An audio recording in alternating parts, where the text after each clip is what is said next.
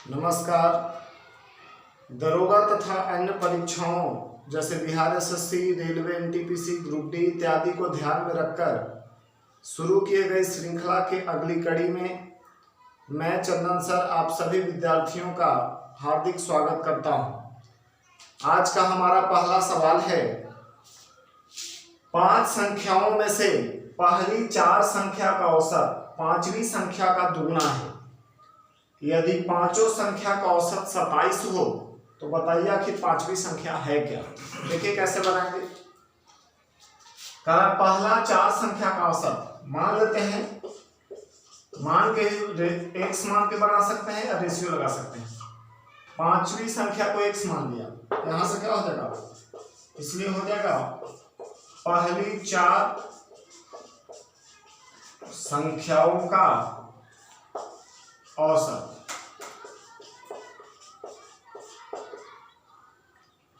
5वीं संख्या x है, इसलिए पहली 4 संख्याओं का औसत कितना हो जाएगा, तो x है और शुरू का 4, तो ये हो जाएगा आपका दुगना है। दुगना है मतलब 2x। अगर औसत पता चल गया तो योग पता चल जाएगा। योग बराबर औसत गुणे संख्या, तो 2x कै हो गए, 4 हो गए, 4 दूनी 8x। तो टोटल कितना हो जाएगा 8x प्लस x 9x। करा पांचों संख्या का औसत 27 है, 5 गुणा 27। अब 9x बराबर 5 गुणा 27, 9 तिया 27 है तो 5 तिया 15। इसका आंसर हो जाएगा जो कि तीसरा ऑप्शन है। हम इस सवाल को रेशियो का यूज करके भी बना सकते हैं। उस हिसाब से क्या करेंगे कि 5वीं संख्या को 1 मान लेंगे तो पहली 4 संख्याओं के औसत 2 होगा, तो योग 4 गुना 8 होगा, फिर 9 से तुलना करके बना लेगा। तो अगला सवाल, एक धनराशि CI चक्रवृद्धि ब्याज पर 3 साल में 9990 रुपया और 6 साल में 14985 रुपया हो जाता है, तो बताइए वह राशि कितना है। मान लीजिए कि मूलधन P यहां से क्या करिए, 3 साल में होता है 9990 और अगला 3 साल, ये 3 साल है, अगला 3 साल में बढ़ के ये हो जाता है 14985। तो देखिए जब टाइम ड्यूरेशन सेम हो, जब समय का अंतराल सेम हो, तो सबसे बढ़िया तरीका होता है चक्रवृद्धि ब्याज के सवालों को हल करने का कि आप वहां पे प्रोपोर्शन लगा दीजिए, समानुपात लगा दीजिए। कहने का मतलब P का जो रिलेशन इससे है, यही रिलेशन 9990 का 14985 से होगा, और इसके बाद नजदीक का गुना नजदीक से, दूर का गुना दूर से। P गुणे 14985 बराबर 9990 गुणे 9990। अब इधर जाकर सॉल्व कर दीजिएगा। 9990 गुणा 9990 बटा 14985। जब इसको सॉल्व करिएगा काट कूट के, तो इसका आंसर लगभग जो है, ये काट लीजिएगा, काटने के बाद ये आंसर होना चाहिए 6660। हाँ यही आ जाएगा, आप काट लीजिएगा इसको। अगला सवाल है, 2 संकेंद्रीय वृत्त की त्रिज्या जो है 11 सेंटीमीटर और 4 सेंटीमीटर है। पाई का वैल्यू 22/7 मानते हुए जो वलय बनेगा, जो रिंग बनेगा, उसका क्षेत्रफल क्या होगा। अब जरा सोचिए रिंग कैसे बनता है, एक ये है और ये है, ये जो बनेगा इसी का एरिया पूछा जा रहा है। वलय का क्षेत्रफल होता है pi into capital R square minus small r square. Pi का मान 22/7, कैपिटल R कितना है 11 का स्क्वायर माइनस 4 का स्क्वायर हो जाएगा 22/7। 11 का 121 और 4 का 16, 105। कै बार में 15 बार में, 22 15 330। तो यही इस सवाल का उत्तर होगा जो कि तीसरा ऑप्शन है। अगला सवाल, किसी धनराशि पर 5% वार्षिक दर पर 2 साल के चक्रवृद्धि ब्याज और साधारण ब्याज का अंतर 1.5 रुपया है, तो बताइए धनराशि कितनी है। तो ये सवाल खूब पूछा जाता है, चाहे वो सेट डिफेंस का रहा हो, रेलवे का रहा हो, एसएससी का रहा हो। 2 साल के लिए एसआईसीआई का अंतर, अब तो 3 साल 4 साल का भी पूछने लगा है एसएससी में। तो 2 साल का अंतर जो है फॉर्मूला से भी बना सकते हैं या फिर रेशियो से भी बना सकते हैं।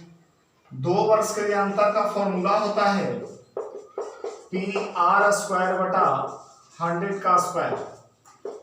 यहाँ अंतर देन है 1.5, P निकालना है, रेट है 5%, 5 गुणे 5 बटा 100 का स्क्वायर यानी 100 गुणे 100, पॉइंट हटा देंगे बटा में 100 से 125 से कितना बार में 4 बार में तिरछा गुना कर दीजिए। P बराबर 150 गुणे 4 यानी 600 इसका आंसर हो जाएगा। आप चाहिए तो इसमें रेशियो भी लगा सकते हैं, तब भी वही होगा।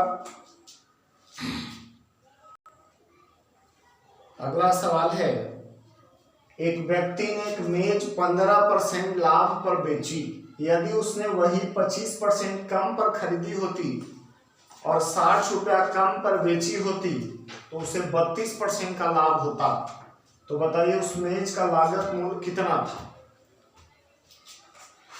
देखिए, मेरी आपसे अपील है कि आप क्वेश्चन देखने के बाद वीडियो को पॉज करिए, खुद से बनाइए, आंसर कमेंट करिए और फिर आप आगे सॉल्यूशन देखिए।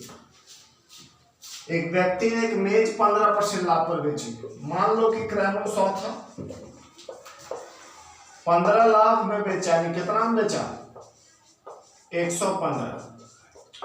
आगे कह रहा है यदि 25% कम पर खरीदी होती, 25% कम, तो 100 से 25 कम कितना 75, और 60 रुपया कम में बेची होती है, 60 रुपया निश्चित राशि हो गया, तो 32% लाभ होता, 32% लाभ। तो नया विक्रम, ये क्रय का तुलना 100 से, विक्रम 32% लाभ, तो 132 निकले। और 25 दिया 75, 25 चौके 100, 4 से कितना बार में 4 दिया 12, 4 दिया 12, 33 दिया 99 हो जाए। तो पहले 115 था, अब जो है 99 में बिक रहा है, कितना कमा, तो यहां से हम 16 कम गया है। तो प्रश्न कर रहा है 60 कम, हम लोग कहेंगे 16 कम। उस मेज का लागत मूल्य कितना था, कितना से गुणा 100 से गुणा। अब इसको काट दीजिए, तो काटेंगे जब, तो 4 से 25 बार में, 4 से 4 बार में, इधर 4 से 15, 25 15, 3 75, तो 375 इसका आंसर होगा। बहुत ही बेहतर सवाल है यह, आप इस चीज को थोड़ा ध्यान से समझ लीजिएगा। अगला सवाल है, यदि A बराबर 331, B बराबर 336 और C बराबर -667 हो तो AQ plus BQ plus CQ minus 3ABC क्या होगा। देखिए, हम क्या करते हैं, पहले A plus B plus C का वैल्यू निकालते हैं। 331 प्लस 336 और C का वैल्यू है -667। जब सॉल्व कर दीजिएगा तो ये हो जाएगा 0। तो इसके बाद फॉर्मूला होता है AQ plus BQ plus CQ minus 3AC। देखिए, इस चीज को आपको दिमाग में लेना पड़ेगा कि जब A plus B plus C बराबर 0 हो तो AQ plus BQ plus CQ minus 3ABC का वैल्यू भी जो है वो 0 होता है। ये एक तरह से यहाँ से यहाँ लिंक है, ये रहेगा तो ये और ये रहेगा तो ये, तो इसका आंसर कितना 0 हो जाएगा।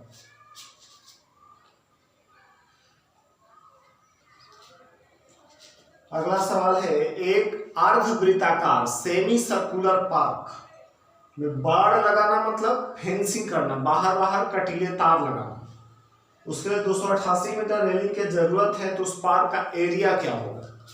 आप सोचिए, अर्धवृत्ताकार जो पार्क होता है, कुछ इस तरह का जो पार्क होता है अर्धवृत्त, तो यहाँ जो इसका पेरीमीटर होता है वो होता है πr प्लस 2r, और ये दिया है 288। जब आप इस चीज को सॉल्व करिएगा तो पाई का मान 22/7 सॉल्व करके हम लिख सकते हैं 36/7 गुणे 8 बराबर 288। आप इसको चाहें तो याद नहीं रख सकते हैं, 36 से कितना बार में 8 बार में, आर बराबर आ गया 56 मीटर। अब क्षेत्रफल पूछ रहा है, तो क्षेत्रफल कितना होता है, half pi r square, half गुणे 22/7 गुणा 56 गुणा 56, 7 गुणा 14, 14 चौको 56। अब ये गुणा कर लीजिएगा तो 22 चौके 88 और गुणा 56 है, या फिर ऐसा करिए 22 गुणा 56 चौके कितना हो जाएगा 224, तो 22 चौके 88 का 8,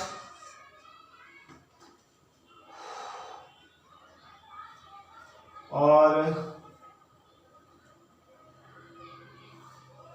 एक मिनट, गुना करने में कहीं परेशानी नहीं है क्या,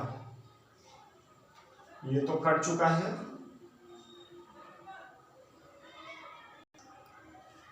तो अब गुणा कर लेंगे हम 22 चौके 88 का 8, 22 गुने 22 कितना होता है 484, और हाँ हाथ वाला 8 492, तो 49 होना चाहिए, जो कि ऑप्शन में नहीं है। तो नहीं है तो नहीं रहे, लेकिन आंसर इतना ही होगा। वो ऑप्शन देते समय गलती क्या किया होगा कि अभी जो अर्धवृत्ताकार पार्क है उसको पार्क अगर सिर्फ वृत्ताकार कर देंगे तब 9856 आ जाएगा, लेकिन क्वेश्चन में तो क्लियर है कि अर्धवृत्ताकार है, इसलिए आंसर यही होगा। अगला है, एक कार 40 किलोमीटर प्रति घंटा की गति से चलना प्रारंभ करती है और प्रति घंटा उसकी गति जो है 5 किलोमीटर प्रति घंटा बढ़ती जाती है, तो बताइए 385 किलोमीटर का दूरी जो है कितना देर में तय करेगा। देखिए इसको आप बेसिकली सॉल्व कर सकते हैं और नहीं तो समांतर श्रेणी का प्रयोग भी कर सकते हैं। पहला 40 है, अगला 45 होगा, फिर कितना 50, फिर कितना 55 एंड सो ऑन होते रहेगा, और हमको दिया हुआ है 385। ठीक है, तो यहाँ पे हम कोई एक फॉर्मूला अप्लाई कर लेंगे। एस एन बराबर, एस एन का दो फॉर्मूला होता है, n/2, ठीक है, एक होता है a + l और दूसरा होता है 2a + n-1 ऑफ b।